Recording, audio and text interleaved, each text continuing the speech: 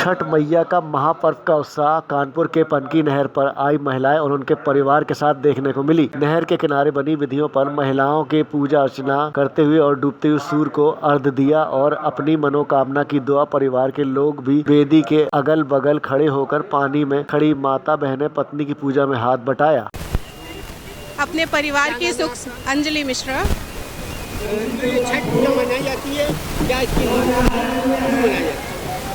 ये सब अपने परिवार की सुख समृद्धि के लिए, अपने बच्चों के, अपने सभी अपने जो प्रिय लोग हैं सब सही से रहें, सबका स्वास्थ्य अच्छा रहे, इसके लिए मनाई जाती है। कैसे मनाई जाती है? इसमें क्या क्या कैसी पूजा होती है? इसमें 3 दिन का उपवास रखती हैं औरतें। पहले दिन खरना कर लौकी चने की दाल खाती हैं, फिर खरना का व्रत करती हैं, मीठा और रोटी खाती हैं। फिर जो है आज के दिन पूरा उपवास 24 घंटे का रखती हैं। कल सुबह में इसका पारण करेंगे। ये पूर्वांचल से होता हुआ आज पूरे देश में नहीं पूरी दुनिया में छठ मैया के पूजन का ये पर्व बहुत श्रद्धा के साथ, बहुत तपस्या के साथ ये प्रकृति पूजन का पर्व है। और यहाँ जिस स्थान पर आप हमसे बात कर रहे हैं ये पनकी नहर का स्थान है। लगातार 20-25 वर्षों से यहाँ पर, और हम देख रहे हैं कि वर्ष प्रतिवर्ष यहाँ पर बहनों की संख्या बढ़ती जा रही है पूजन के लिए आने की। तो यहाँ पर समितियाँ हैं और वो व्यवस्था कर रही हैं और अपने बड़ों के मार्गदर्शन में बहुत व्यवस्थित व्यवस्था के अंतर्गत ये बड़ी तपस्या का, क्योंकि आज तो विशेष रूप से सुबह से तीसरा दिन है इस पर्व का, तो बिना पानी और बिना किसी भी चीज़ के मुंह में जाए आज बहनें यहाँ तपस्या कर रही हैं और अस्तलगामी सूर्य की उपासना कर रही हैं। और मैं आपके इस चैनल के माध्यम से बहुत बहुत मंगल कामनाएं बहनों को दे रही हूँ। अच्छा, ये कब से मनाया जा रहा है और इसमें कितने लोग यहाँ पे इस टाइम हैं? कितनी तादाद है? अरे हज़ारों की संख्या में। आसपास का आवास विकास 3 और कल्याणपुर ये सारा क्षेत्र। और मैंने जैसा पहले कहा कि वर्ष प्रतिवर्ष यहाँ पर इस स्थान की व्यवस्था के कारण, समिति की प्रगति के कारण और लगातार यहाँ पर जो जनप्रतिनिधि रहे उन्होंने भी अपना योगदान यहाँ की व्यवस्था में दिया है। तो ये जो है ये पर्व यहाँ पर बड़ी श्रद्धा के साथ बहनें मना रही हैं।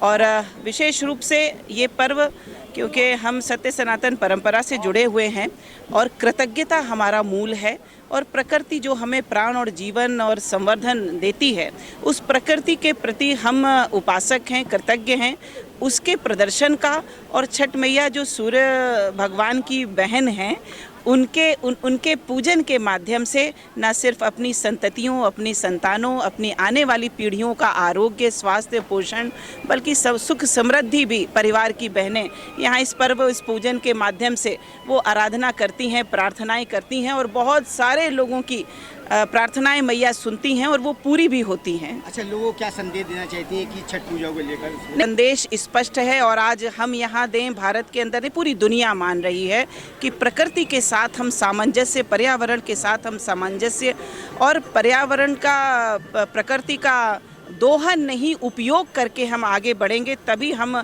अस्तित्व में रह पाएंगे। ये कोरोना ने बहुत अच्छे से सिखा दिया है। आज पूरा विश्व प्रकृति की ओर देख रहा है, पर्यावरण का ध्यान रख रहा है। ऐसे में जो हमारी ये सनातन जो ये परंपरा है छठ मैया के पूजन की, वो भी संदेश दे रही है कि आज विश्व जाग रहा है। भारत न जाने कब से जागा हुआ था, प्रकृति के प्रति उसके अंदर कृतज्ञता का भाव था और यही कृतज्ञता का भाव किसी भी जो सभ्यता होती है उसके विकास की ओर ये लेकर के जाता है। यही छठ मैया का संदेश है कि प्रकृति के साथ हम अपने परिवार का आरोग्य और समृद्धि ला सकते हैं। ये छठ मैया का जो आज प्रोग्राम है ये क्या है, इसका मान्यता क्या है? छठ मैया की पूजा बिहार और पूर्वांचल का सबसे बड़ी पूजा है।